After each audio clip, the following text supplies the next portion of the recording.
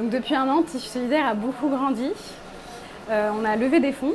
On a une dizaine de financeurs publics et privés, avec un financement à 60% public et à 40% privé. Et en plus de nos programmes d'inclusion sociale, on a des programmes de remobilisation professionnelle.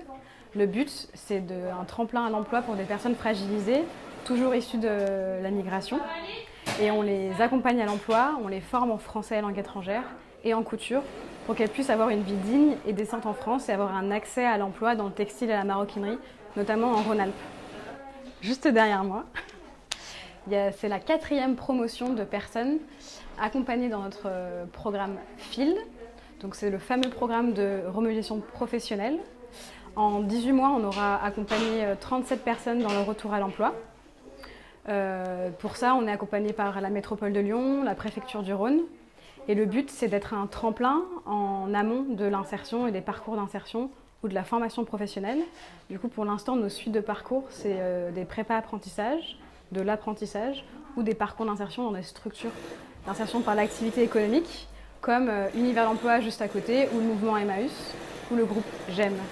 Donc Tissu Solidaire, à l'origine, c'est une communauté et un collectif de citoyens qui voulaient s'engager à Lyon il y a 5 ans pour l'accueil des migrants. Du coup, pendant 5 ans, on s'est attelé à créer du lien social entre personnes réfugiées et personnes françaises. Donc chez nous, on dit personnes résidentes et personnes exilées.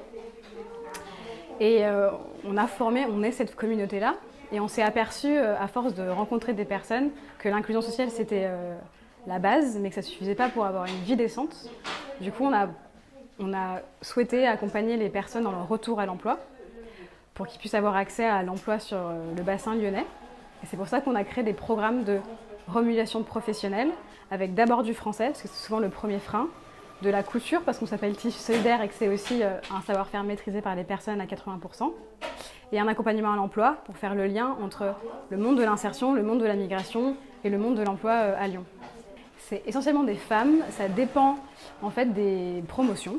Et on est à 80% de femmes dans nos programmes de remobilisation professionnelle alors qu'on est plutôt à 50-50 dans notre programme d'inclusion sociale. Et je pense que l'explication de ça, c'est que nos prescripteurs, donc le monde de l'insertion et le monde de la migration, dès qu'on leur parle de couture, ils ont pensé obligatoirement à des femmes et pas à des hommes, alors qu'en fait, le métier de couturier, le métier de tailleur est un métier à majorité masculine au Moyen-Orient et en Afrique subsaharienne.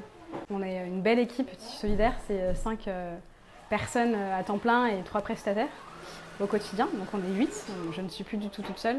Maintenant, l'objectif c'est de fédérer encore plus et de proposer ce contenu qui fonctionne, qui combine inclusion sociale et inclusion professionnelle sur d'autres territoires et de montrer qu'ensemble, du coup, acteurs publics, associations et entreprises privées peuvent créer du commun pour redynamiser un territoire et remettre à l'emploi des publics fragiles sur un territoire. Il y a des entreprises privées qui nous aident, on est aidé par des fondations d'entreprises comme la Fondation Adéco, la Fondation Vinci, la Fondation EDF et j'en oublie. Mais c'est surtout qu'on a diagnostiqué qu'il y a 1000 postes supplémentaires à pourvoir dans l'industrie du textile en Rhône-Alpes par an. Donc j'ai rencontré plein d'employeurs du secteur qui ont des grosses problématiques de recrutement. Souvent c'est des PME qui n'ont pas de service RH et qui ont des difficultés à recruter. Et nous, on veut se positionner comme facilitateur de cette rencontre entre des personnes qui ont des compétences et qui ont besoin de trouver un emploi et des employeurs qui ont des difficultés à recruter. Et ça, c'est le cas sur la métropole de Lyon, mais c'est aussi le cas sur d'autres territoires dans la région, comme la Loire, le Nord-Isère, la Haute-Savoie et la Drôme avec la maroquinerie. On veut aller sur d'autres territoires, d'abord à Annecy, on arrive en 2021, on lance une antenne à Annecy. Scoop. Et en 2022, ça sera normalement Valence. Et on se pose aussi la question d'avoir une boutique éphémère à Lyon pour montrer en fait les savoir-faire des personnes et mettre les personnes qu'on accompagne aussi en position de vente.